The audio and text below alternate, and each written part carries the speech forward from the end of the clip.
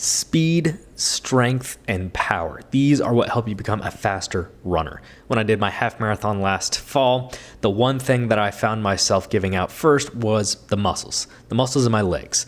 I had the lungs, I had the aerobic capacity, but my muscles were not strong enough to power me towards a better race.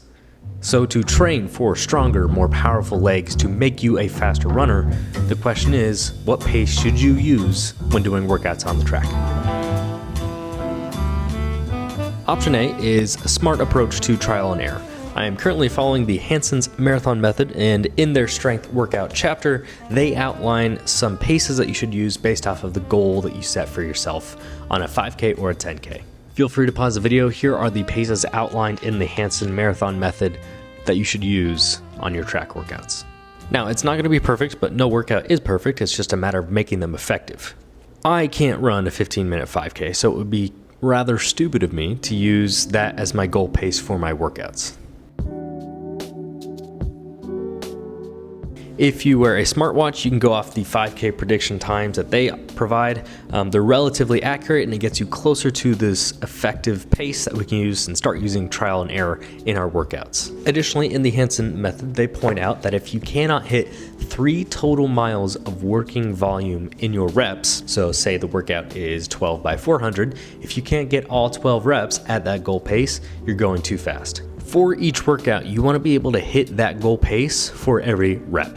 So if you can't do that, then you're probably going a little too fast and you need to use a pace for your reps that's a little bit slower. One more method with trial and error to get really effective track workouts. If you are too tired to jog the recovery intervals in between the working reps, then you're running too fast. So say I have a rep of 400 meters at around 1 minute 30 second pace. If I hit it at 1 minute 30 seconds, but then I need a rest like 30 seconds before I can continue doing that jogging recover 400 meters, then I need to run that rep a little bit slower.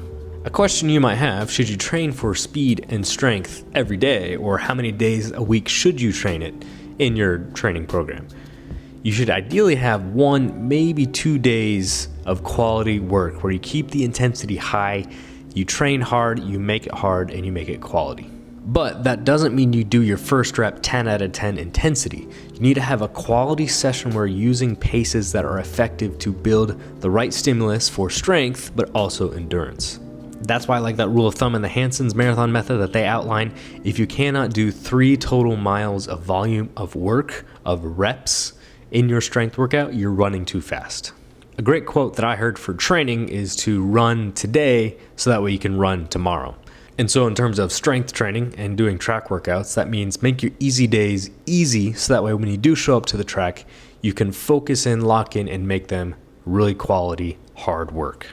To have an effective 5K race pace for training, if you don't have a reasonable goal to set for yourself and you have just no context where to dive in, and you don't have a smartwatch with enough data to give you an accurate race prediction, then go run a 5K. This is just, I would encourage you to get out there, either sign up for a race or just go out and do a trial run and do your own 5K as best you can. Then what you can do is base your reps and your pacing on the track based off of that average 5K pace. Pretty straightforward. So today I will leave you with my last 5K attempt on this 4th of July running a freedom run and how it went.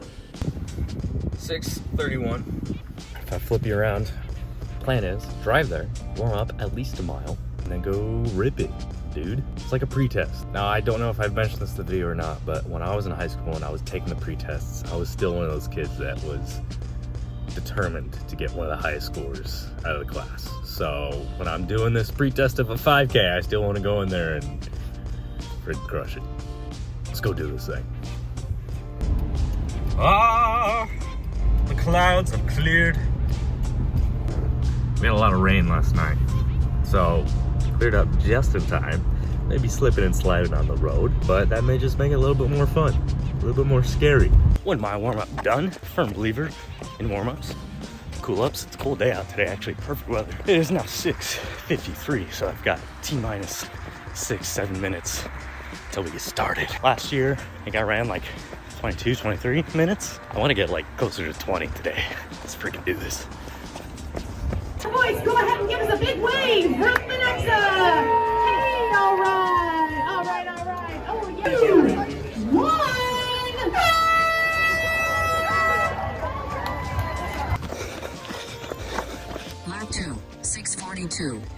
or two. Here we go.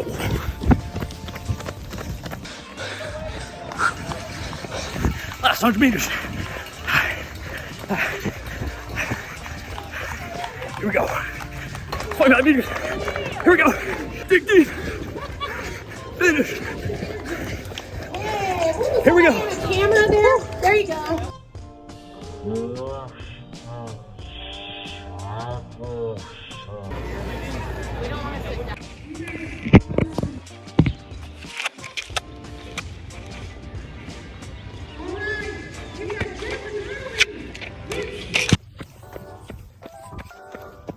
It is now after the race, cooling down. My initial gut reaction was that I gave it an 8 out of 10. I think it's probably a little bit higher based off of what my heart rate zone was at. Like I shot straight up to like max heart rate.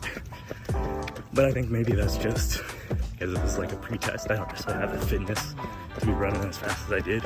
I did beat my Garmin watch prediction though, so that feels good. Because all the memes, there's people say that Garmin watch predictions are not as accurate and like you should run 2 minutes slower than what you think you should. Your sleep is terrible. You should give up running. You should become a professional bowler or something like that. So, in your face, Garmin. Prove them wrong. Prove myself right. Felt great. I wanted it around 20 minutes 45. I'd say that's a win for the day. It's insane. The first place finisher finished just under 15 minutes. I would love to do that someday, but I got a lot of training to do before I can get to that. But this is going to be really useful, so that way I know what my paces should be like when I'm doing strength workouts on the track. Because oftentimes we'll do like 400 meter repeats at 5K pace. Well, now I know what that is.